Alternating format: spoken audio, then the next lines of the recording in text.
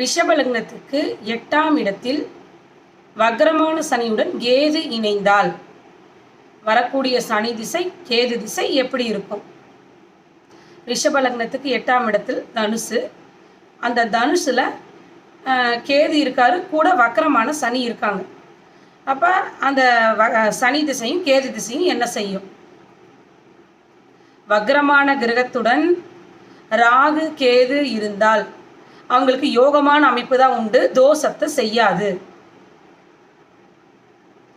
இப்போ இங்கே என்ன பிரச்சனை? 8ஆம் இடத்தில் இருக்குது. இப்போ 8ஆம் இடத்தில் இருந்தால் தோஷத்தை செய்யுமா? அதாவது மறைவிடத்தில் இருக்குது, மறைவு ஸ்தானத்தில் இருக்குது. இந்த 8ஆம் இடத்து அதிபதியான குரு அங்கே எப்படி இருக்காரு? பலமாக இருக்காரா?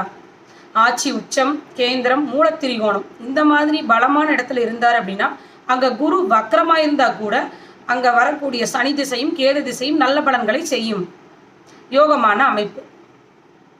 இப்போ ஒருவேளை அந்த குரு பாதிச்சிருந்தாரு அப்படின்னா அங்கே வரக்கூடிய சனி திசையும் கேது திசையும் பாதிக்கும். இதுதான் ஜோதிடத்தின் உண்மை.